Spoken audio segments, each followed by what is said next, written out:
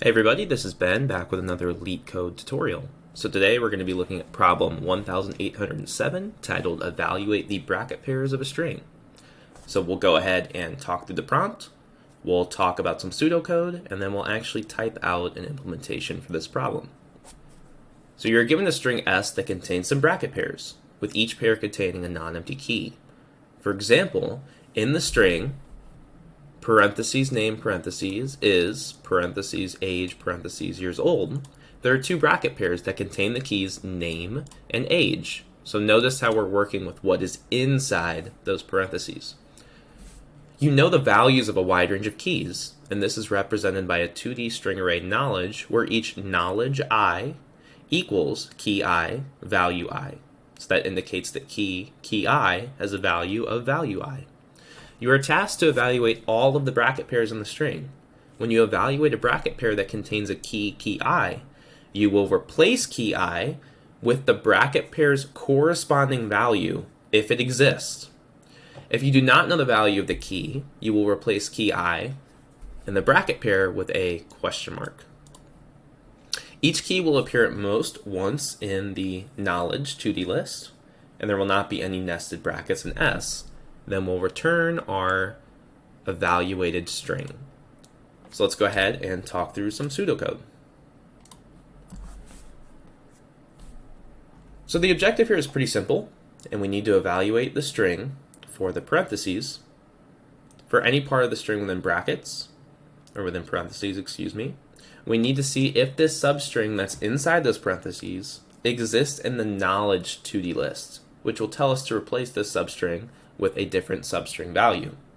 So here's an example. We'll say parentheses name parentheses jammin', and if our knowledge array looks like this, name as a key and Ben as that key's corresponding value, we could replace the parentheses name parentheses substring with the Ben substring.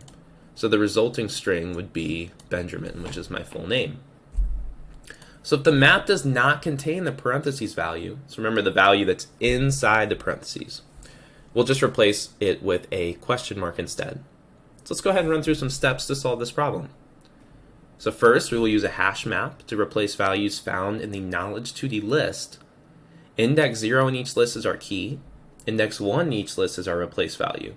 So for example, name equals Ben is a potential map entry we would have.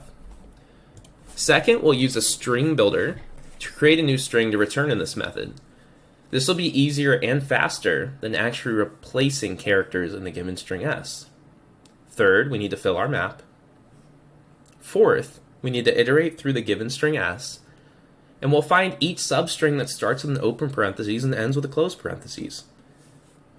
As we find these substrings, we'll evaluate them to see if they're in our map, and we'll append the value found in map. If it's not present, we'll just append a question mark. Let's get to work here. So, we'll iterate through our 2D list using a for loop. For each iteration, we will put the value at 0 and the value at 1 in that sub list into our map. So our key pair, our key, and our value pair. Now that we have our map, we can initialize a variable I to iterate through a while loop. So while I is less than s.length, we'll say if the character at I is an open parentheses, that means we've hit the start of the substring that we need to evaluate. So we can create a temporary counting variable called int t equals I.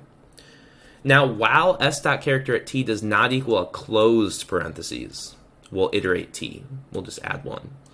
So this while loop is going to break whenever a closed parentheses is found, and that's how we know that we've found our substring we need to evaluate. So we'll say string temp equals s.substring I plus 1 and t. Notice I plus 1, it's important. This is the found substring without the parentheses that we're using in our string temp variable. So I plus 1 represents the character to the right of our open parentheses. And we end at t. S.character at t is not included in the substring formula. So this is not inclusive. It will be the value that is to 1 to the left of t. So that's going to remove our front parentheses, remove our back parentheses, and just give us that value that's inside as our temp variable. So we can say if map contains key temp, we can append map.getTemp. That's the value that we're replacing it with.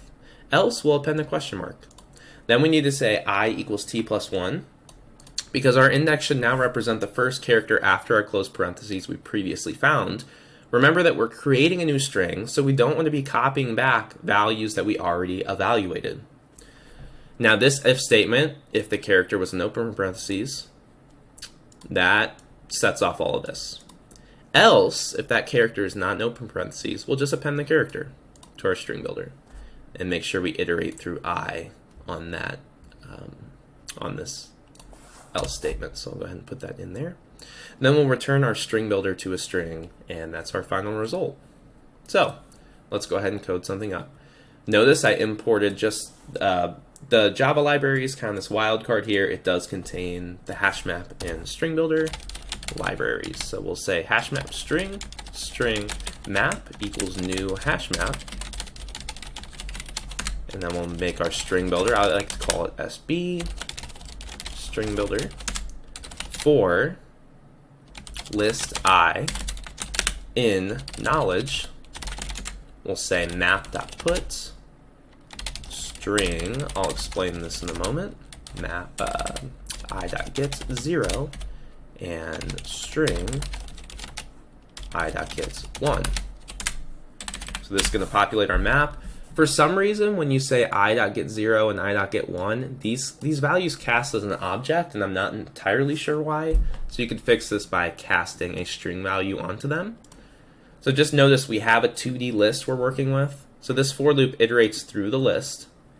And with each value in our top list is another list with a key value pair. Okay, so we're just grabbing the index 0 is our key, the index 1 in that list would be our value. And that's going to give us all our key value pairs that we need for this problem. So we'll initialize I, so we can iterate. While I is less than s.length,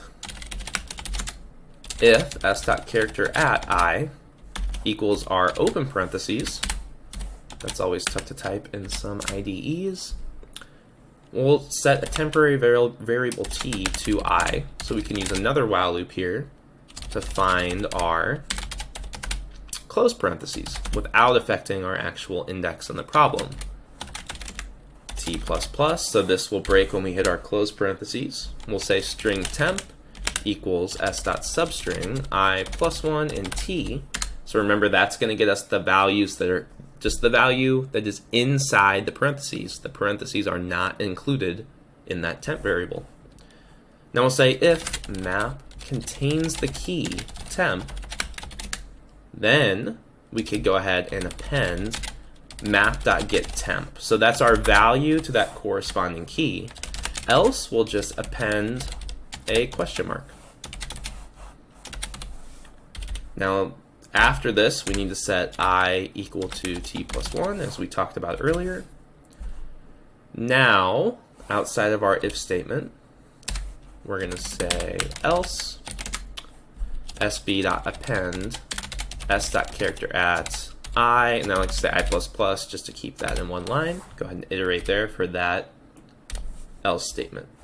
Now at the end, we'll just return sb to string. So let's go ahead and submit this, and we'll see if we have it typed up properly. So as you can see, this runs in 0 milliseconds, and our correct answer is given. Let's go ahead and run another test case.